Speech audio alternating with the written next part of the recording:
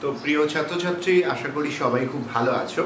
আমরা গত ক্লাসে আলোচনা করেছিলাম কি নিয়ে? শস্য সমন্বয়, শস্য প্রকারতা এবং শস্যাবর্তন নিয়ে। আজকে আমরা আলোচনা করব তার পরের টপিক, কৃষিতে আধুনিক উপাদান নিয়ে। কৃষির আধুনিক উপাদান কি কারণে লাগছে? কারণ দেখো, আগেকার দিনে যে পদ্ধতিতে বা যে সমস্ত জিনিস ব্যবহারের মাধ্যমে কৃষিকাজ করা হতো, এখন কিন্তু অনেক কিছু নতুন করে ব্যবহার করা হচ্ছে। এই যে নতুন করে বিষয়গুলিকে ব্যবহার করা হচ্ছে, এগুলিকেই বলা হচ্ছে কৃষিক্ষেত্রে ব্যবহার্য আধুনিক উপাদান। অর্থাৎ মডার্ন যে টপিক বা মডার্ন যে এলিমেন্ট যেগুলো বা ইনস্ট্রুমেন্ট যেগুলো এখানে কিন্তু মূলত ব্যবহার করা হচ্ছে। তো এই মডার্ন এগ্রিকালচারের ক্ষেত্রে কি কি উপাদানগুলো ব্যবহার করা হচ্ছে, তার মধ্যে প্রধান যেটা বা প্রথম যেটা সেটা কি? সেটা হলো জলসেচ। এই জলসেচ ব্যবস্থা অর্থাৎ সেচন ব্যবস্থা কৃষিতে কি কারণে কাজে লাগছে?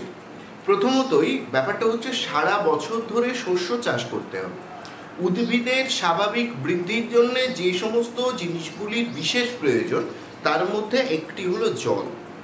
তো কাজেই কৃত্রিমভাবে বা প্রকৃতিগতভাবে, সেটা যদি পদ্ধতিগতভাবে হয়, তখন কৃষিক্ষেত্রে তার নিয়ন্ত্রিতভাবে জলের যোগানকে বজায় রাখাকেই কিন্তু বলা হচ্ছে জলসেচ। ভালো করে বোঝো, সেটা কৃত্রিম হতে পারে বা প্রাকৃতিক। এখন প্রাকৃতিকভাবে মানে মুষলধারে বৃষ্টিপাত হচ্ছে, এবার তাকে তুমি নিয়ন্ত্রিতভাবে বা জলসেচ দেওয়াটা তো ওইভাবে সম্ভব নয়। কিন্তু জল ধরো খেতে পড়ছে, অতিরিক্ত জলটাকে সুন্দর করে ক্ষেত থেকে বের করে দেওয়া যাচ্ছে বা চাষের জমি থেকে বের করে দেওয়া যাচ্ছে, এটাও হতে পারে। আর কৃত্রিমভাবে তো অবশ্যই সেটা পুকুর, জলাশয়, হ্রদ, কূপ, নলকূপ, কুয়ো, বিভিন্ন পদ্ধতি আছে। সেই পদ্ধতিতে নিয়ন্ত্রিতভাবে যখন কৃষিক্ষেত্রে ব্যবহার করা হচ্ছে, তখন তাকে বলা হচ্ছে জলসেচ। এখন বিষয়টি হলো, এই জলসেচ আধুনিক কৃষিতে প্রয়োজন হয়ে পড়ছে কেন? তার কারণটা হচ্ছে, প্রথমত জলবায়ুর কিছু পরিবর্তন হওয়াতে বৃষ্টিপাতের কিছু অনিশ্চয়তা দেখা যাচ্ছে। আর নিরক্ষীয় অঞ্চল ছাড়া বাকি সমস্ত অঞ্চলগুলিতে সারা বছর নিয়মিত বৃষ্টিও হয় না, বছরে কোনো নির্দিষ্ট ঋতুতে বৃষ্টি হয়। এখন সেই বৃষ্টিপাতেও যদি অনিশ্চয়তার সৃষ্টি হয়, তাহলে চাষবাস হবে কি করে? সেই কারণে কি করা হচ্ছে? জলসেচ ব্যবহার করা হচ্ছে। এখন উচ্চ ফলনশীল বীজের চাষ করা হচ্ছে। সেই উচ্চ ফলনশীল বীজ নিজে ফলতে, ফসল ফলাতে তার কি হয়? এখন অতিরিক্ত জলের প্রয়োজন হচ্ছে। তো সেক্ষেত্রেও কি লাগছে? এই জলসেচের কিন্তু একটা প্রয়োজনীয়তা হচ্ছে। 3 নম্বর, কেন প্রয়োজন হচ্ছে? সারা বছর ধরে ফসল ফলানো, অর্থাৎ বছরের নির্দিষ্ট সময়ে বৃষ্টি ব্যতীত অন্যান্য সময়গুলিতেও যাতে ফসলটা ফলানো যায়, সেই তার উপর নির্ভর করতে কি করা হচ্ছে? জলসেচ ব্যবহার করা হচ্ছে। এবার বিষয়টা হলো, এই জলসেচের ফলে কি হচ্ছে? জলসেচের ফলে ধরো কিছু উঁচু জমি ছিল যেখানে বৃষ্টির জল দাঁড়াতো না, জলের অভাবে কি হতো? কিছু জমি ছিল সেখানে চাষ হতো না, কিন্তু কৃত্রিম পদ্ধতিতে জলসেচের মাধ্যমে সেই জমিগুলিতে কি করা যাচ্ছে? এখন চাষ করা যাচ্ছে। তার মানে কি হচ্ছে? প্রতিত জমিকে পুনরুদ্ধার করা সম্ভব হচ্ছে। আর কি হচ্ছে? 12 মাস ফসল ফলানো সম্ভব হচ্ছে। তাহলে সেই জন্যে আধুনিক কৃষির আধুনিক উপাদানের মধ্যে জলসেচ হলো একটি গুরুত্বপূর্ণ উপাদান। এরপরে আসছে দেখো, উচ্চ ফলনশীল বীজ। কি আসছে? উচ্চ ফলনশীল বীজ। উচ্চ ফলনশীল বীজ কি করে কৃষির আধুনিক উপাদান? আগে যে ধরনের বীজে চাষ করা হতো, এই উচ্চ ফলনশীল বীজ আসার ফলে কৃষকদের কিন্তু একটা দারুণ উপকার হয়েছে। সেটা আর্থিকভাবেও হয়েছে এবং সময়ের দিক থেকেও হয়েছে। যদি বলো কেন, তাহলে হচ্ছে এই রকম যে আগে যে ধরনের বীজে ধরো শস্য ফলানো হতো, আমি আমাদের এখানকার পশ্চিমবঙ্গের স্বাভাবিক যে শস্য মূলত হয় সেটা হলো ধান। ধানের উদাহরণ টেনে যদি বলা যায়, তাহলে আগে যে ধান চাষ করা হতো তাতে দেখা যেত বিঘা প্রতি 7 বা 8 বস্তা ধান, যেটা বস্তা অবশ্যই ধানের 60 কিলো করে হয়, তো সেই হিসেবে 7-8 বস্তা ধান হতো, তাহলে সেটা বিরাট ফলন। এখন এই উচ্চ ফলনশীল বীজ আসার পরে বিঘা প্রতি ধানের ফলন প্রায় 12 বস্তা 14 বস্তা পর্যন্ত হচ্ছে। তাহলে সেক্ষেত্রে কি হচ্ছে? আমার উচ্চ ফলনশীল বীজ এই আধুনিক কৃষকরা বেশি ব্যবহার করছে, অথবা আধুনিক কৃষির একটা অন্যতম অপরিহার্য উপাদান হিসেবে নিজে আত্মপ্রকাশ করেছে। দ্বিতীয় আরেকটা উপাদান কি? দ্বিতীয় হচ্ছে, আগে যে ধরনের বীজে চাষ করা হতো তার ফসল রোয়া থেকে শুরু করে ফসল তোলা পর্যন্ত হয়তো সময় লাগতো কত? 150 দিন বা 130 দিন, যেটা গমের ক্ষেত্রে 150 দিন, ধানের ক্ষেত্রে 130 দিন লাগতো। কিন্তু এই উচ্চ ফলনশীল অর্থাৎ HYV সিড, HYV সিড ব্যবহারের ফলে এই সময়টা কমে এসছে 110 দিন 100 দিন, অর্থাৎ ধান এখন প্রায় 100 দিনেই কিন্তু উঠে যাচ্ছে। HYV সিডের পুরো কথাটা কি? পুরো কথা আমরা সহজেই উচ্চ ফলনশীল বীজকে হাইব্রিড সিড মানে বলে থাকি, কিন্তু অ্যাকচুয়ালি এটা কি? সেটা হলো হাই ইয়েল্ডিং ভ্যারাইটি সিড। একেই সংক্ষেপে কিন্তু বলা হয় কি HYV সিড বা বীজ। এই H এখান থেকে Y আর এখান থেকে V, HYV বীজ কিন্তু বলা হয়ে থাকে। সেই কারণে এই উচ্চ ফলনশীল বীজ আধুনিক কৃষির একটা অন্যতম প্রধান উপাদান হিসেবে কিন্তু নিজে আত্মপ্রকাশ করেছে। এরপরে কি আছে? এরপরে হচ্ছে রাসায়নিক সার। তোমরা সবাই জানো যে এখানে আমি 3 নম্বর পয়েন্ট তাহলে কি করলাম, রাসায়নিক সার। এই রাসায়নিক সার কৃষির আধুনিক উপাদান কেন? তার কারণ হচ্ছে উদ্ভিদের মূলত পুষ্টিমৌলের মধ্যে সবচেয়ে বেশি প্রযোজ্য কি NPK অর্থাৎ নাইট্রোজেন, ফসফরাস এবং পটাশিয়াম বা ফসফেট। তো এই যে নাইট্রোজেন, ফসফেট বা পটাশিয়াম, এই যে বা অ্যামোনিয়া, এই যে উপাদানগুলি, এগুলো কি হচ্ছে মূলত উদ্ভিদের অত্যাবশ্যকীয় একটা পুষ্টিমৌল। এখন সেই পুষ্টিমৌল ধরো দীর্ঘদিন ধরে একই জমিতে চাষ করতে করতে কি হচ্ছে, জমির উর্বরতা নষ্ট হয়ে যাচ্ছে। আবার অনেক ক্ষেত্রে দেখা যাচ্ছে অনেক জমি পড়ে আছে, সেখানকার জমির গুণগত মাটি হয়তো, কিন্তু তার মধ্যে এই প্রয়োজনীয় পুষ্টিমৌল উদ্ভিদের নেই, অর্থাৎ মাটিগুলি অনুর্বর প্রকৃতি। সেখানে কি করা হচ্ছে, সেখানে এই ধরনের রাসায়নিক সার প্রয়োগ করা হচ্ছে, বা আমাদের যে সমস্ত ক্ষেতগুলি রয়েছে সেখানেও কি করা হচ্ছে, রাসায়নিক সার প্রয়োগ করা হচ্ছে। যত রাসায়নিক সার প্রয়োগ করা হচ্ছে মাটির উর্বরতার কি হচ্ছে, একটা সামঞ্জস্যতা রাখা যাচ্ছে, অর্থাৎ ওই গাছ ওই সিজনে যতটা পুষ্টিমৌল ওই ওখান থেকে নিচ্ছে ততটা পুষ্টিমৌল রাসায়নিকভাবে আমরা কি করছি, ওই মাটিতে ইনপুট করে দিচ্ছি। তার ফলে কি হচ্ছে, মাটির উর্বরতাটাও বজায় থাকছে, আবার ফসলের গুণগত মান বা ফসলের উৎপাদনের যে পরিমাণ সেটাও কিন্তু অনেকটা কি হচ্ছে আমাদের বেড়ে যাচ্ছে। সেই কারণে এখন আধুনিক কৃষির উপাদান হিসাবে আত্মপ্রকাশ করছে কে, আত্মপ্রকাশ করছে হচ্ছে রাসায়নিক সার। এরপরে আর কে, সেটা হলো কীটনাশক। এই কীটনাশক কি তোমরা সবাই জানো যে সেটা আমাদের চাষের হিসাবে যদি আম হোক, লিচু হোক, সবজি হোক, ধান হোক, গম হোক, সমস্ত ফল, ফসল, দানা শস্য, এমনি সবজি, সমস্ত কিছুতেই খেতে কি লাগছে এখন, পোকামাকড়। তাহলে এই যে পোকামাকড়, এই পোকামাকড়ের হাত থেকে রক্ষা পাওয়ার জন্য কি করা হচ্ছে, কীটনাশকের ব্যবহার করা হচ্ছে। এই কীটনাশক ব্যবহারের মাধ্যমে কি করা হচ্ছে, পোকামাকড় মেরে ফেলা হচ্ছে, যার ফলে কি হচ্ছে, ফসলে ক্ষতির পরিমাণটা কমে যাচ্ছে, ফসলে ক্ষতির পরিমাণটা কমে যাচ্ছে। এর ফলে কৃষক কি হচ্ছে, লাভবান হচ্ছে। সেই কারণে এই কীটনাশকও এখন আধুনিক কৃষির উপাদান হয়েছে হিসাবে পরিচিত হয়েছে। আর কি আর আছে আমার, ধরো আধুনিক কৃষি যন্ত্রপাতি।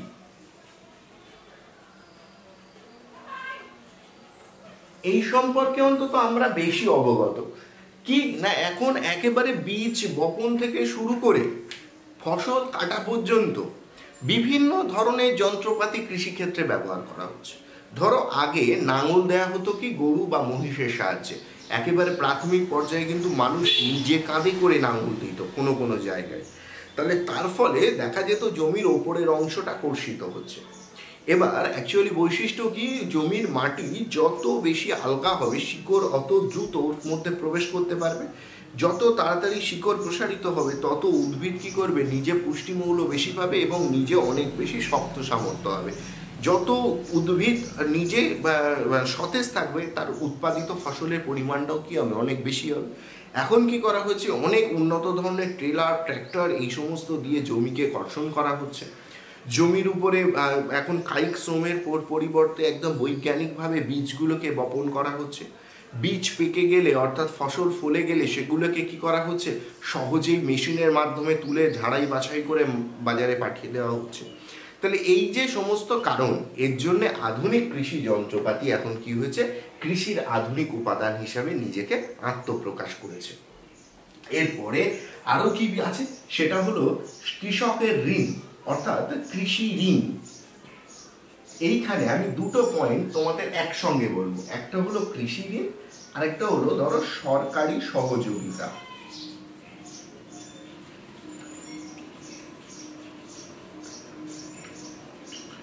এই দুটো কেন একসঙ্গে আমি বলার চেষ্টা করছি? দেখো, কৃষি ঋণ কি? তোমার কাছে জমি আছে কিন্তু তোমার কাছে টাকা নেই, তো তোমার জমি টাকার অভাবে যদি চাষ না হয় তাহলে সেখানে ফসল উৎপাদিত হবে না।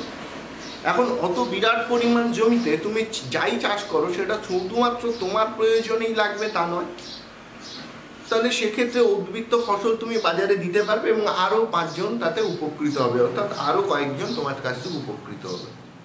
তাই সরকার কি করবে, তোমাকে একটা সহজ কিস্তিতে এই চাষের জন্য একটা ঋণ প্রদান করবে। তাহলে সেই ঋণ নিয়ে তুমি ফসল উৎপাদন করলে এবং ফসল বাজারজাত করলে, তাহলে সরকারের লাভ কি? সরকারের লাভ দুই দিক থেকে, তুমি হিসেব করে দেখো, দুদিক থেকে। এক, তোমাকে সহজ শর্তেও কৃষি ঋণ দিল, সেখান থেকে সামান্য সুদ ও পেল।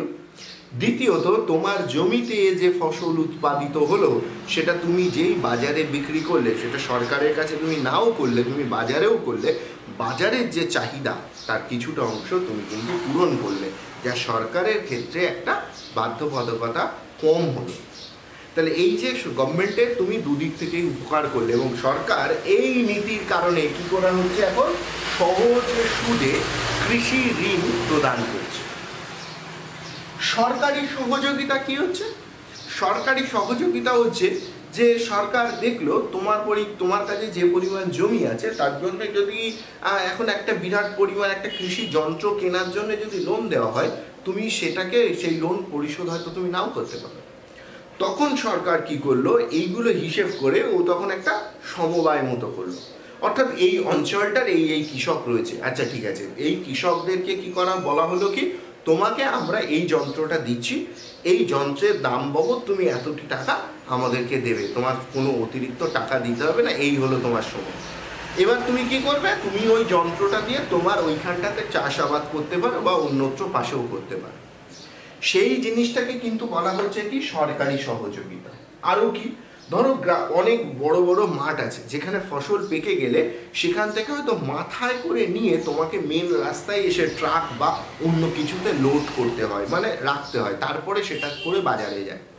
সরকার কি করলো, ওই সমস্ত মাঠে নিজের খরচাতে রাস্তা বানিয়ে দিল, তাহলে সেটাও কিন্তু কৃষিক্ষেত্রে সরকারের একটা সহযোগিতা।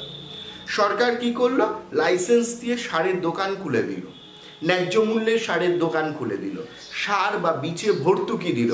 এই জিনিসটা কিন্তু বলবো আমরা সরকারি সহযোগিতা, সেটাকে আমরা বলবো সরকারি সহযোগিতা।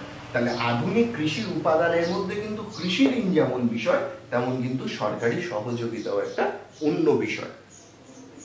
এবং আরো একটি পয়েন্ট আছে, সেটা কি, সেটা হলো শস্য বীমা। এবং এই শস্য বীমা ধারণাটি খুব রিসেন্ট এসছে। এই ক্রপ ইন্স্যুরেন্স কি, মানুষের জীবনের একটা বীমা থাকে, যে ধর বিভিন্ন ধরনের বীমা হতে পারে, মেডিকেল ইন্স্যুরেন্স হতে পারে, লাইফ ইন্স্যুরেন্স হতে পারে। মেডিকেল ইন্স্যুরেন্স কি রকম না, তুমি এত টাকা করে মাসে একটা করে প্রিমিয়াম দিচ্ছ, সেই প্রিমিয়ামের বদলে তুমি কি পাবে, তোমার ফ্যামিলিতে এই মানুষের শরীর খারাপ যদি হয় তাহলে সর্বোচ্চ এত টাকা তোমাকে দেওয়া হবে। হয়তো তুমি বছরে দিয়েছো 50,000 টাকা, এবার দেখা গেল 1 বছরে ওদের ক্রাইটেরিয়া অনুযায়ী রোগ বাবদ তোমার খরচা হয়েছে 1 লাখ টাকা, তাহলে ও তোমাকে 1 লক্ষ টাকা কিন্তু রিটার্ন করে দেবে। এটা হচ্ছে মেডিকেল। মানুষের কি, তুমি মারা গেলে তুমি এই টাকা দিচ্ছ, তুমি মারা গেলে আমি এত গুণ বেশি টাকা তোমাকে ফেরত দেবো, এটা হচ্ছে লাইফের ইন্স্যুরেন্স। ঠিক একইভাবে এইটা হলো ক্রপ ইন্স্যুরেন্স, অর্থাৎ শস্য বীমা। কি না, কৃষকের থেকে নামমাত্র পয়সা সরকার নেওয়া হয় এবং সেক্ষেত্রে সরকারের কাছে একটা সঠিক হিসেব থাকে যে এই কৃষিক্ষেত্রে কী ধরনের শস্য চাষ হচ্ছে, তাহলে সেই তথ্যটাও গভর্নমেন্ট পেয়ে যাচ্ছে। পাল্টা কি হচ্ছে, কৃষকের লাভ। যদি প্রকৃতির কোনো কারণবশত ওই শস্য সঠিকভাবে উৎপাদিত না হয়, তাহলে সেই বীমা বাবদ কী করবে, গভর্নমেন্ট তাকে একটা টাকা দিয়ে দেবে, অতএব তার কিন্তু লস হয়তো হবে না। সেই জিনিসটি কি, সেই জিনিসটি হলো আমাদের শস্য বীমা। তো এগুলোই এখন আধুনিক কৃষিতে কি হচ্ছে, এগুলোই উপাদান, এবং এগুলির মাধ্যমে কৃষকরা কি হচ্ছে, অনেক বেশি উদ্বুদ্ধ হচ্ছে এবং তারা কিন্তু চাষাবাদ করতে সমর্থ হচ্ছে। এবং দেখা যাচ্ছে যে কৃষির এই আধুনিক উপাদানগুলি প্রয়োগের মাধ্যমে এখন কিন্তু প্রতিত জমির পরিমাণ যেমন বেড়েছে, কৃষকদের উৎসাহ বেড়েছে, ফসলের উৎপাদন বেড়েছে। এই সমস্ত কারণের জন্য জীবিকা সত্তা ভিত্তিক কৃষি কিন্তু এখন বাণিজ্যিক কৃষিতে রূপান্তরিত হচ্ছে। তো আমরা এবারে দেখব যে এই যে কৃষি ব্যবস্থা অর্থাৎ আমাদের এই কৃষির আধুনিক উপাদান প্রয়োগ করে কি করে জীবিকা সত্তা ভিত্তিক কৃষি রূপান্তর কৃষিতে পরিবর্তন বা স্থানান্তর হচ্ছে, সেটাই কিন্তু এবার আমরা আলোচনা। আর সেই আলোচনায় যাওয়ার আগে তোমাদের একটা কথা আমি বলে রাখি, এর আগেও হয়তো আমি বলেছি, ঘটনাটা অনলাইন ক্লাসটা নেওয়া হচ্ছে এবং সম্পূর্ণ প্রচেষ্টাটা মানে একাই করতে হচ্ছে। তো এখন বিষয়টা হলো আমার কাছে সেরকম স্টুডিও অ্যাভেলেবেল নেই যেখানে সাউন্ড প্রুফ ব্যবস্থা থাকবে। আমি বুঝতে পারছি যে অনলাইন ক্লাস নেওয়ার সময় হয়তো কিছু আলাদা নয়েজ এর সঙ্গে সঙ্গে রেকর্ড হচ্ছে, কারণ রাস্তাটা খুব নিকট দিয়েই গেছে। তো সেইটুকুনি কিন্তু আমি অনুরোধ করব তোমরা কিন্তু অ্যাডজাস্ট করে নিও। এখন এই ইনফ্রাস্ট্রাকচারে এই পরিস্থিতিতে নতুন করে ওরকম ধরনের ইনফ্রাস্ট্রাকচার গঠনটা তো আর সম্ভব হচ্ছে না। তো যাই হোক, মনে হয় খুব একটা সমস্যা হচ্ছে না, তবুও যেটুকুনি হচ্ছে ওইটুকুনি কিন্তু একটু মানিয়ে নিও। তো চলো আমরা যাই কিসে, এবার আমরা যাব যে কি করে একটা জীবিকা সত্তা ভিত্তিক কৃষি বাণিজ্যিক কৃষিতে রূপান্তরিত হচ্ছে সেই আলোচনাতে। জীবিকা সত্তা ভিত্তিক কৃষি বলতে আমরা কি বুঝবো? স্বাভাবিকভাবে মানুষ নিজের জীবিকা নির্বাহের জন্য বা জীবন ধারণের জন্য অর্থাৎ নিজের প্রয়োজনে মূলত যে কৃষিকাজ করে থাকে তাকে আমরা বলি কি জীবিকা সত্তা ভিত্তিক কৃষি। অপরদিকে আমরা বাণিজ্যিক কৃষি কাকে বলবো? বাণিজ্যিক কৃষি বলবো মূলত বাণিজ্যের উদ্দেশ্যে অর্থাৎ অর্থকরী উদ্দেশ্যে মূলত যে চাষবাস হয় বা কৃষিকাজ করা হয় তাকে কিন্তু বলা হয় বাণিজ্যিক কৃষি। মনে রাখতে হবে বাণিজ্যিক কৃষি অবশ্যই রপ্তানি নির্ভর, অর্থাৎ বিদেশে বা অন্যত্র রপ্তানির মাধ্যমে কিন্তু সেখান থেকে মুনাফাটা আসে। এখন কৃষিতে আধুনিক যন্ত্রপাতি ব্যবহারের ফলে যে জিনিস হয়েছে সেটা হলো জীবিকা সত্তা ভিত্তিক কৃষি থেকে বাণিজ্যিক কৃষিতে রূপান্তর হয়েছে। এই রূপান্তরের আগে দুটো কৃষির কিছু বৈশিষ্ট্য, প্রধান কিছু বৈশিষ্ট্য আমরা জেনে নিই। দেখো, একদিকে যদি আমি জীবিকা সত্তা ভিত্তিক কৃষিকে রাখি তাহলে জীবিকা সত্তা ভিত্তিক কৃষির বৈশিষ্ট্যগুলি কি কি দাঁড়াচ্ছে? প্রথমত, জীবিকা সত্তা ভিত্তিক কৃষির উদ্দেশ্যই হচ্ছে নিজের জন্য, অর্থাৎ জীবনদার কৃষক নিজের পরিবারের বা নিজের প্রয়োজন মেটানোর জন্য চাষ করছে, এটা প্রথম উদ্দেশ্য। দ্বিতীয় উদ্দেশ্য কি? সে তার প্রয়োজনের জন্য মূলত যেটা চাষ করছে সেটা হলো খাদ্যশস্য, কিছু দানাশস্য এবং কিছু পশু খাদ্য। 3 নম্বর, সে কি হচ্ছে তাতে যে ফসল উৎপাদন হচ্ছে সেটার উদ্বৃত্তের পরিমাণটা কি হচ্ছে যথেষ্ট কম, এবং কম বলেই সে অন্যত্র দিতে পারছে না। চতুর্থত, জীবিকা সত্তা ভিত্তিক কৃষির আরেকটা বৈশিষ্ট্য কি? কৃষকের আর্থিক অবস্থা খারাপ, সেই কারণে সে উন্নত প্রযুক্তি বা উন্নত কৃষি যন্ত্রপাতির ব্যবহার করতে পারছে না। পঞ্চমত কি হচ্ছে? কৃষকের এই ধরনের জ্ঞান কম থাকার জন্য সে উচ্চ ফলনশীল বীজেরও হয়তো ঠিকঠাক ব্যবহার করতে পারছে না, কারণ তার কাছে অর্থের যোগান কম, যার জন্য সে হয়তো জলসেচের ব্যবস্থা করতে পারবে না। এবং কৃষি যখনই আধুনিক যন্ত্রপাতি ব্যবহার না করতে পারছে তাহলে জীবিকা সত্তা ভিত্তিক কৃষিতে কি হচ্ছে? কায়িক শ্রম অর্থাৎ দৈহিক শ্রমের পরিমাণটা কি হচ্ছে? অনেক বেশি হচ্ছে। অন্যদিকে আমরা যদি বাণিজ্যিক কৃষির বৈশিষ্ট্যগুলোতে যাই তাহলে সেখানে ঠিক এর উল্টো জিনিস দেখবো, অর্থাৎ সেখানে দেখবো কি উন্নত কৃষি যন্ত্রপাতির ব্যবহার হচ্ছে, কৃষি সার, রাসায়নিক সার বা কীটনাশকের যথেষ্ট ব্যবহার হচ্ছে। 3 নম্বর কি হচ্ছে? মাথা পিছু উৎপাদন এবং হেক্টর প্রতি উৎপাদনের পরিমাণটা অনেক বেশি হচ্ছে, অর্থাৎ কি হচ্ছে? অনেক বেশি ফসল উৎপাদিত হচ্ছে। ফসলের আভ্যন্তরীণ থেকে বৈদেশিক চাহিদা বা বাইরের চাহিদা বেশি, অর্থাৎ ফসলের উদ্বৃত্ত হওয়ার পরিমাণটা অনেক বেশি হচ্ছে। এবং মূলত এখানে চাষ করা হচ্ছে কি গম জাতীয় ফসল, যার সারা বিশ্বে রপ্তানি করা হয়তো সম্ভব। এবং এই আধুনিক কৃষি যন্ত্রপাতি ব্যবহার করার জন্য বাণিজ্যিক কৃষিতে আরেকটা কি হচ্ছে? কায়িক শ্রমের পরিবর্তে বিভিন্ন যন্ত্রপাতির ব্যবহার বেশি হচ্ছে, অর্থাৎ কায়িক শ্রম কিন্তু কম ব্যবহার হচ্ছে। তো এখন আমাদের এই দুটো অংশ কি করে মিলে গেল? তার কারণটা হচ্ছে, দেখো, আধুনিক কৃষি যখনই চলে এলো তখন কৃষককে কি করলো? সরকার উদ্বুদ্ধ করলো, বা কৃষকও আস্তে আস্তে জানতে বা বুঝতে শিখলো যে তার কাছে হয়তো 10 বিঘা জমি ছিল, সে এতদিন 2 বিঘা 3 বিঘা জমিতে চাষ করেছে, সেটা পয়সার অভাবেও হতে পারে, সেটা তার জ্ঞানের অভাবেও হতে পারে, সেটা তার সম্পর্কে সে মুনাফা যে পেতে পারে এই ধারণা নাও তার থাকতে পারে। এবার আধুনিক উপাদান যেই চলে এলো, ধরো জলসেচ ব্যবস্থার প্রচলন ঘটলো। তাহলে জলসেচ ব্যবস্থা যখনই প্রচলিত হয়ে গেল, সঙ্গে সঙ্গে একটা কৃষক কি করলো, তার যে জমিগুলো হয়তো জলসেচের অভাবে চাষ হতো না, সেই জমিতে এখন জলসেচ করতে পারছে, যার ফলে সেখান থেকে চাষ হচ্ছে। এবার তাহলে কি হচ্ছে, কৃষক আগের তুল থেকে বেশি জমিতে চাষ করতে পারছে। কৃষক কৃষির আধুনিক উপাদানে উচ্চ ফলনশীল বীজের ব্যবহার করছে জীবিকা সত্তাভিত্তিক কৃষিতে। তাহলে আগে যে পরিমাণ ফসল উৎপাদিত হতো, এখন তার থেকে অনেক কি হচ্ছে, বেশি পরিমাণ ফসল উৎপাদিত হওয়া যাচ্ছে বা হচ্ছে।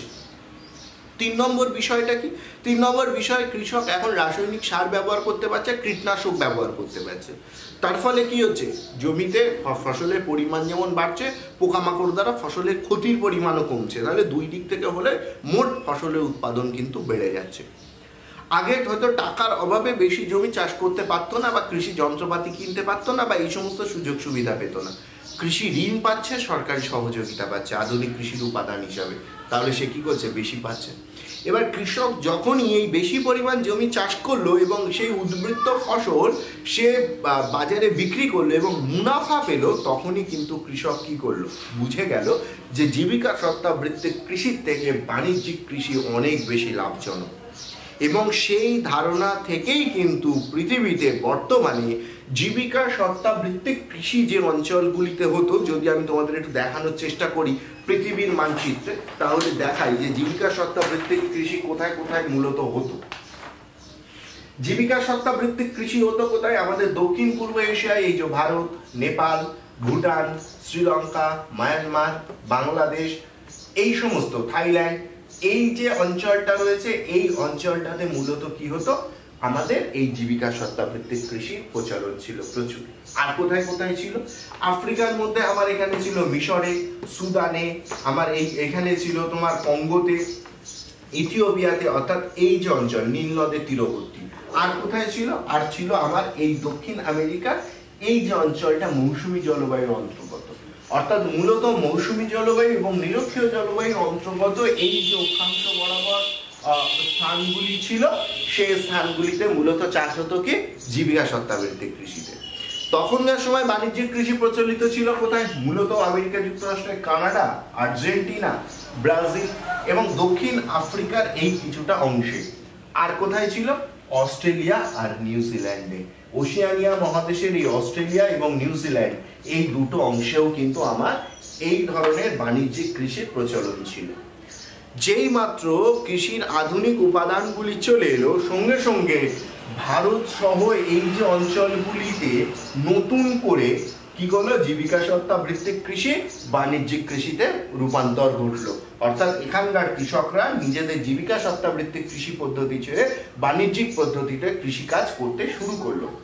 এবং শুধুমাত্র এখানেই যে করলো তাই নয়, কৃষির আধুনিক উপাদান আসাতে এই উত্তর আমেরিকার মেক্সিকোতে বা যুক্তরাষ্ট্রের এই নিচের দিকটাতে, দক্ষিণ আমেরিকার এই বিস্তীর্ণ অঞ্চল যেখানে হয়তো জলসেচের অভাবে জমি পতিত হয়ে পড়েছিল, সেই জায়গাগুলিতেও কিন্তু নতুন করে বাণিজ্যিক কৃষির প্রসার ঘটতে শুরু করলো।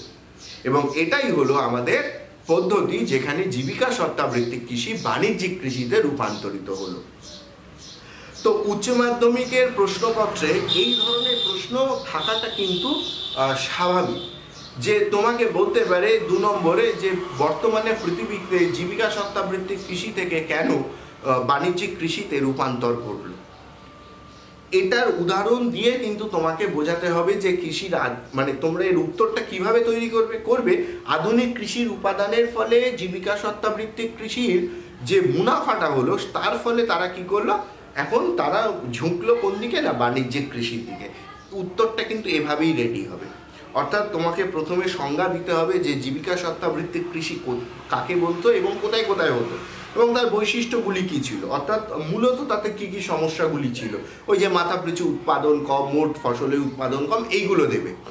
দেওয়ার পর তোমরা কি করবে, এবারে আসবে বাণিজ্যিক কৃষিতে এবং সেখানে উল্লেখ করবে বিশেষ করে অন্যান্য বৈশিষ্ট্যের সঙ্গে যে কৃষকদের আর্থিক অবস্থাটা সচ্ছল ছিল, অর্থাৎ আর্থিকভাবে তারা অনেক বেশি সক্ষম ছিল।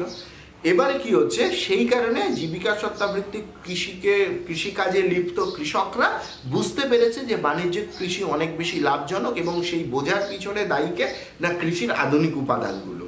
এই উপাদানগুলোর ইনপুট যেই ওখানে হয়েছে, মডার্ন টেকনিক যেই ইনপুট হয়েছে, সঙ্গে সঙ্গে জীবিকা সত্তা ভিত্তিক কৃষিতে ফসল উৎপাদনের পরিমাণ বেড়ে গেছে এবং যার ফলে তারা এখন কি হয়েছে, বাণিজ্যিক কৃষিতে নিজেদেরকে স্থানান্তরিত করেছে বা রূপান্তর ঘটিয়েছে কৃষি পদ্ধতি। সেইটাই কিন্তু আমাদের আলোচনা করতে হবে। উচ্চ মাধ্যমিকে কিন্তু দুটো 2 নম্বরের কোশ্চেন হিসেবে আলাদা আলাদা করে রাখবে জীবিকা সত্তা ভিত্তিক কৃষি এবং বাণিজ্যিক কৃষি। যখনই এটা 2 নম্বর প্রশ্ন হিসাবে পড়বে, অবশ্যই সংজ্ঞা, বৈশিষ্ট্য এবং অবস্থান। তোমাদের আমি মানচিত্রে আমি দেখালাম যে জীবিকা সত্তা ভিত্তিক কৃষি কোথায় কোথায় প্রচলিত ছিল, ঠিক একইভাবে বাণিজ্যিক কৃষি কোথায় কোথায় প্রচলিত ছিল সেটাও কিন্তু আমি তোমাদেরকে দেখালাম। তো কাজেই এই পৃথিবীর মানচিত্রের সাপেক্ষে অবস্থান মানচিত্র কিন্তু তোমাদের অবশ্যই করে দিতে হবে, কারণ কৃষির অধ্যায়টা যতটা পরিমাণ মনে হচ্ছে যে খুব ইজি, অ্যাকচুয়ালি অবশ্যই ইজি, কিন্তু ব্যাপারটা হচ্ছে কন্টেন্টটা পড়বে মনে হবে যে এমনি আমি লিখে দিলে হবে না। কারণ এই কৃষির ধরো এই একটি প্রশ্ন তোমরা যদি ঠিক করে তৈরি করো যে জীবিকা সত্তা ভিত্তিক কৃষি বর্ণনা দাও বা জীবিকা সত্তা ভিত্তিক কৃষি কাকে বলে, তার সংজ্ঞাটা দেওয়ার সময় অবস্থানটা রেডি করতেও কিন্তু তোমাদের একটা সময় লাগবে, কারণ পৃথিবীর মানচিত্রে সেই জায়গাগুলিকে আইডেন্টিফাই করবে। কোনো একটা নির্দিষ্ট শুধুমাত্র রঙের মাধ্যমে আইডেন্টিফাই করলেই হবে, সেক্ষেত্রে তুমি জায়গার নামগুলো যেহেতু উত্তরে লিখছো, তাই এই চিত্রে সেই জায়গার নামগুলি আলাদা করে উল্লেখ করার কিন্তু প্রয়োজন খুব একটা নেই। যদি করে দিতে পারো ওয়েল অ্যান্ড গুড, কোনো কথাই নেই। কিন্তু আমি তোমাদের বলছি, ধরে নাও তুমি কি করলে, এই পৃথিবীর মানচিত্রটা আমরা আঁকলাম, পৃথিবীর মানচিত্র এঁকে আমি এখানটাতে কি করলাম, একটা রং দিলাম, এখানটাতে একটা রং দিলাম এবং এই জায়গাটাতে আমি রং দিলাম যে এই জায়গাটাই হচ্ছে আমার জীবিকা সত্তা ভিত্তিক কৃষি প্রচলিত ছিল। তাহলে এই জায়গাগুলিতে রং দিয়ে আমি ইন্ডেক্সে শুধু ওই কালারটা দিয়ে করে দেবো যে পৃথিবীতে পরিচিত জীবিকা সত্তা ভিত্তিক কৃষি প্রণালী। এবার তারপরে তুমি যদি সেখানে স্পেসিফিক নাম দিতে চাও আলাদা আলাদা, কিন্তু প্রয়োজন নেই, কারণ উত্তরের অবস্থানে তুমি সেই জায়গাগুলির নাম কিন্তু অটোমেটিক্যালি তোমরা দিয়ে দিচ্ছ। তো কাজেই এই অধ্যায় থেকে বা এই যে টপিকগুলো পড়লাম, এই টপিকগুলো থেকে কি কি আমাদের পড়তে হবে সেটা জেনে নিই। সেটা কি? সেটা হচ্ছে এই প্রথমে কৃষিতে আধুনিক উপাদানগুলির বর্ণনা দাও, অথবা দিয়ে একই ধরনের প্রশ্ন হতে পারে যে কৃষিতে আধুনিক উপাদানের গুরুত্ব আলোচনা করো। দ্বিতীয় প্রশ্ন কি, জীবিকা সত্তা ভিত্তিক কৃষি কাকে বলে। 3 নম্বর প্রশ্ন কি বলবে, বাণিজ্যিক কৃষি কাকে বলে। চতুর্থ প্রশ্ন আমরা কি বলবো, সেটা হলো জীবিকা সত্তা ভিত্তিক কৃষি থেকে কিভাবে বাণিজ্যিক কৃষিতে রূপান্তর হলো। এই প্রশ্নগুলোর উত্তর কিন্তু তোমরা লকডাউনের সময় বাড়িতে বসে রেডি করো। আর একটা কথা বলি যে ক্লাসগুলিকে এত ছোট ছোট করে নিতে হচ্ছে কারণ ক্লাসের এই টপিকগুলোকে আমি একটু বিস্তৃতভাবে বিবরণ দিচ্ছি। এবার এই ক্লাসটাকে যদি আমি একটু লেন্দি করি, খুব স্বাভাবিকভাবেই এটা বলতে পারো একটা সমস্যা, সেটা হলো ইউটিউবে মানে আপলোড করাটার ক্ষেত্রে একটা সমস্যা হচ্ছে, মানে খুব বড় হয়ে গেলে অনেকটা ডেটা এবং সেটা এখানে যা নেটের স্পিড, স্বাভাবিকভাবেই সেটা কিন্তু আপলোড করা সম্ভব হচ্ছে না। সেই কারণেই কিন্তু আমি ছোট ছোট করে মানে ক্লাস নিয়ে ওই মোটামুটি 25 মিনিট, 30 মিনিট, 35 মিনিটের ক্লাস নিয়ে কিন্তু আমি আপলোড করার চেষ্টা করছি। আজকের এই ভিডিওতে মানে ক্লাসে আমি তো এটা পড়ালাম, এবার আগামী দিন আমরা যেটা পড়বো সেটা হলো সবুজ বিপ্লব, শ্বেত বিপ্লব, আমরা পড়বো হচ্ছে নীল বিপ্লব, এই ধরনের টপিকগুলো, অর্থাৎ যেগুলো কৃষিক্ষেত্রে বিরাট একটা মানে বিপ্লব বা রেভলিউশন এনেছে, সেই সম্পর্কে আমরা পরে ক্লাসে আলোচনা করব এবং তারপরে ধীরে ধীরে আমরা খাদ্যশস্যের দিকে এগোবো, যে কৃষিজ ফসলগুলি আমাদের এই পাঠ্যসূচিতে রয়েছে সেগুলির দিকে এগোবো। আর এর সঙ্গে আরও একটি কথা বলে রাখি যে ক্লাসটা শেষ হয়ে গেলে আমি মানে ইন্টারনেট থেকে ডাউনলোড করা কিছু আধুনিক কৃষি যন্ত্রপাতির ছবি আমি এর সঙ্গে দিয়ে দিচ্ছি, সেগুলোও কিন্তু তোমরা দেখো। আশা করি সেগুলোও তোমাদের ভালো লাগবে বা উপকারে লাগবে। তো ঘরে থাকো, সুস্থ থাকো এবং পরের ক্লাসের জন্য অপেক্ষা করো। আমি পরের ক্লাস হয়তো আগামীকালই আবার আপলোড করে দেবো।